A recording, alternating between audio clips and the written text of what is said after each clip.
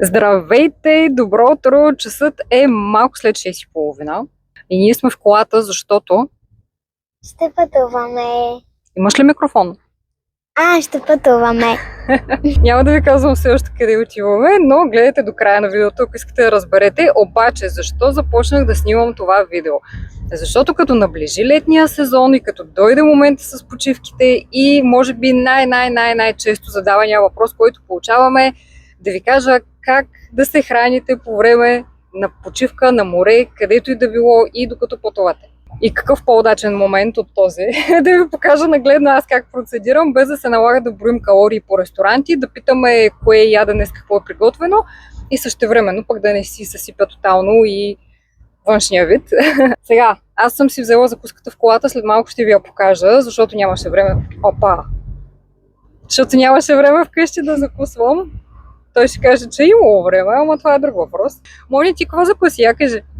Закусих филийка черен хляб с един шоколад, който мама поръча от един сайт. Ема какъв е този шоколад? Такъв млечен, като таханче. Много е готин шоколада. Ако искате да ви покажа какъв е, между другото е много по-вкусен от стандартната нутела. Наистина. Нали? Да. Това не е реклама. Ако искате да ви покажа за шоколада, напишете ми в коментарите. И така, сега обръщам камерата да ви покажа аз какво ще хапвам. Тук в това бурканче не го отварям в момента, защото има шанс да си залея роклята. Това бурканче има оризов гриз, протеин към него с вкусна шоколад и малко плодчета отгоре с фъстъчено масло. Имам рецепта, между другото, за тази закуска в Инстаграм и тук в тази кутийка съм нарязала едни плодчета, които буквално щяха да умрат, ако ги бяхме оставили вкъщи. Сега вече мога да ви покажа наистина най-яките мъфини, които съм правила някога през живота си. Ако обичате да хапвате баничка, това е идеалната алтернатива, без да се притеснявате, че е мирише много на мазно. подправки. Да, много яко миришат. Без да се притеснявате, че е много мазно, че е много калорично и така нататък. Не, че има лошо в баницата по принцип, но тези може да ги ядете абсолютно всеки ден, без никаква драма. Имам рецепта в Инстаграм и за тях, ще ви оставя линка под видеото. Ще дам сега на Симона един да пробва. Аз съм сигурна, че тя няма да ги хареса. Убедена съм, че ще каже, че не ги харесват.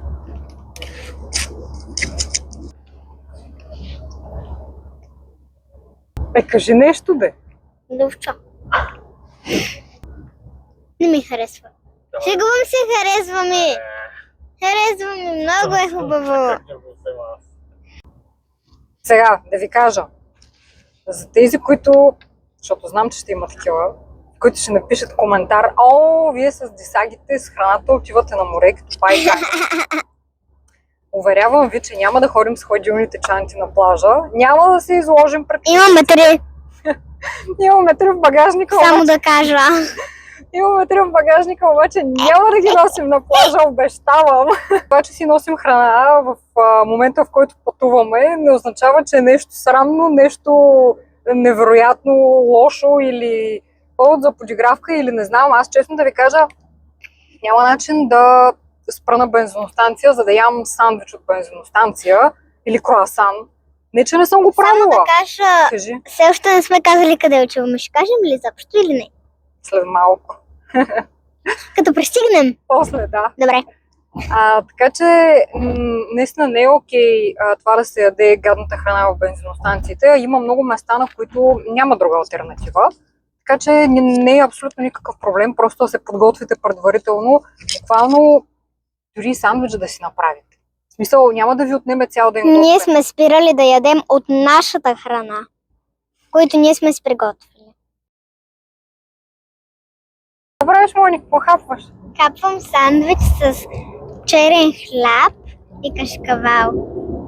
Добре ли е? Хубав ли е? Да. Добре. Много. Там в чантичката има плодчета. Погледнете тая натурия тук, моля ви се. Кочнали ви в колите, за да успокоим шофьора, защото шофьора е много притеснен винаги, че е супер разхвърлен в колата. Наистина. Ама не, сериозно, кажете, вие като пътувате, подредена ли ви е колата? Спряхме за една кратка почивка в Аспровалта и минахме през Александрос Бейкъри, откъдето си взехме кафета. Аз пробвах техния лимонов пай, брутално вкусен, препоръчвам с 4 ръце. А пък между другото, не знам дали знаете, ама в Гърция сладкото било без калории. Здравейте! Ние сме спрели на спирка номер 1, която е близо до Солун, едно предградие, Синдус се казва. Моето е съсипана, много е изморена вече. Не е вярно, преди малко спах. Добре, тя мисли, че е спала в колата. Аз изглеждам пократително, ще се изкъпя след малко. Това ни е първата спирка от голямото пътуване, защото тук сме само за една вечер. После ще ходим на друго място. Изядоха ни комарите, докато отидем да си вземем багажа. Да, комарите ни се сипаха и аз имаме. Аз, честно казвам, съм супер изморена също, но пък то си заслужава пътуването, защото е вълнуващо. До вечера ще излезем да хапнем някъде в някое заведение, в някоя таверна. На обяд къде ще ядем? Ма той обяда мина. Ядохме в колата. Вярно. Тя не е разбрала, че е яла. За вечеря си избрахме на случайен принцип една таверна. Много се изненадах, че ни донесоха и пълнозърнест хляб, което по принцип не се случва. Аз хапнах една гръцка салата, не цялата, да е половината, защото тя беше сигурно 1 килограм. И си поръчах гаврос или гаврос, не знам къде е ударението точно. Да, той е пържен и да, за десерт ядохме сладолед. Но искам да ви кажа, и тук ви показвам, че в 4 от 7 дни съм тренирала на плажа. Я кажи къде пристигнахме днес. Днеска пристигнахме в Сивота. Сега си намерихме едно ресторантче точно до пристанището и сме си поръчали скариди, мусака, защото как няма да си поръчаме мусака.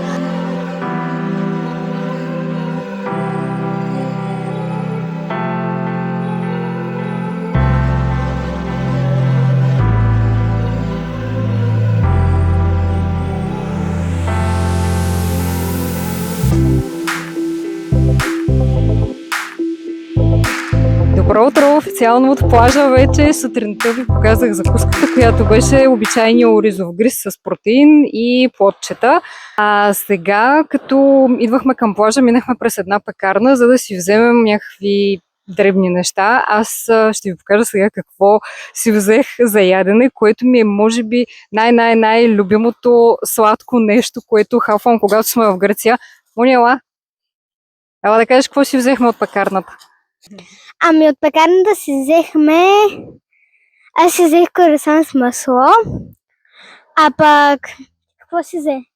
Богаца. Мама и тачи май си взеха богаца. Тай, че не знам.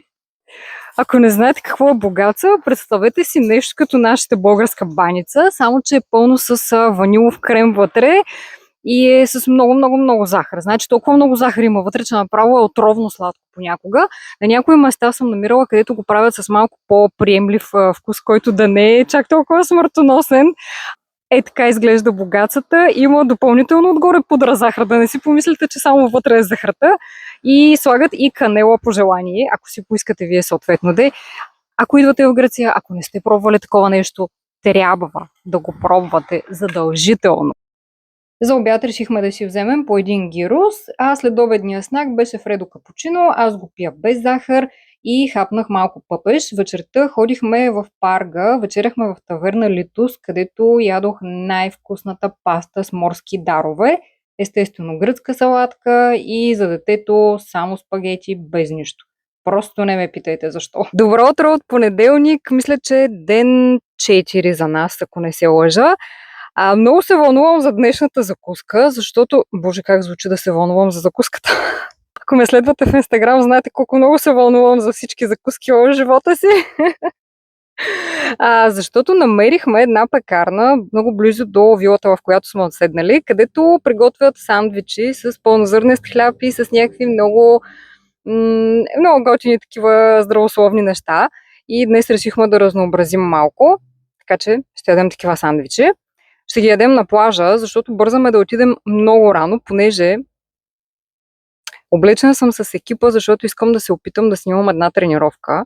А пък за да снимам тренировка трябва да няма много хора на плажа, което тук е трудна работа. Опитахме се снощи, обиколихме няколко плажа, не мога да ви опиша колко много хора имаше вечерта в 7 часа по всички плажове. Но както и да е. Така де, вълнувам се за днешната закуска. Ще ви снимам после сандвича. Между другото, като ги взимахме нещата от пекарната, поръчахме първо 2 сандвича, защото Ние не знаехме какъв е размера им. Те просто са подредени на витрината и си избираш каквото искаш. И момчето вдигна един сандвич и каза, ето това е един.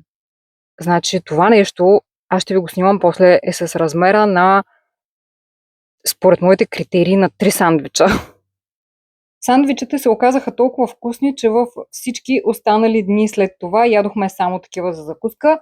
Обядвахме клуб сандвич, тук сме супер нездравословни, тези пържени картофи не искам да ги коментирам, но вечерта пропуснах картофите и унищожих само октопода и дзадзикито.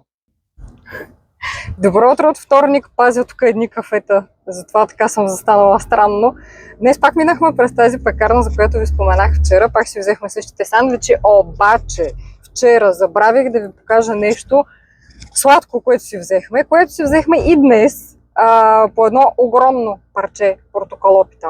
Ако сте идвали в Гърция, ако не сте пробвали този десерт, значи просто не сте живели. В смисъл, не знам какво сте правили, ако не сте го пробвали. И тук е момента да използвам, да се повторя за не знам кой път и да ви кажа, че няма никакво значение какво ядете в 5 дни от годината. Аз стигнахме по-рано до плажа, отколкото си мислех. Да, няма никакво значение какво ядете за 5 дни от морската си почивка, ако през 80% от останалото ви време в ежедневието се храните нормално, без преработени боклуци, без пържено, без полуфабрикати и така нататък. Знаете коя е храната, която се възприема като нездравословна.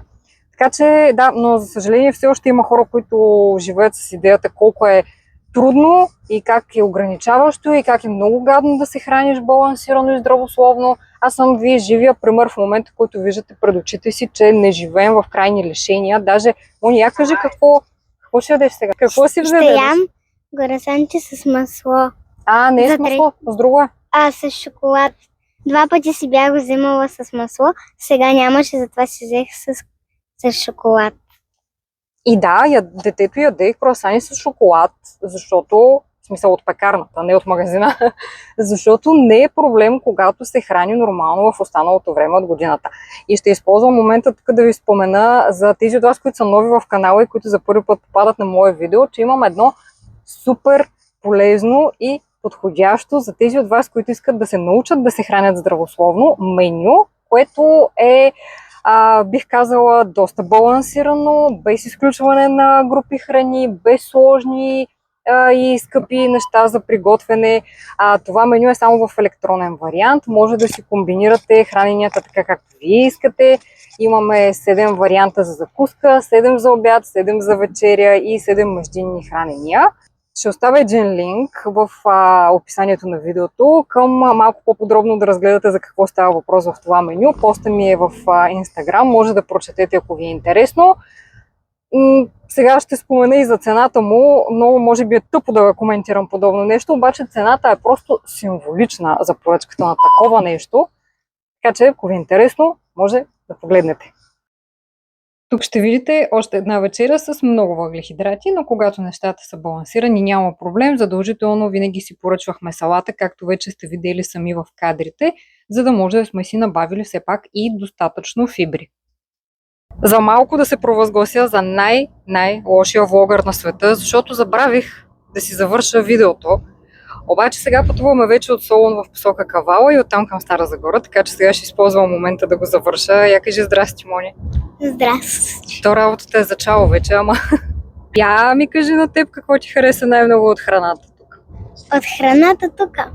Тати се беше поръчал в едно заведение в Сивотел.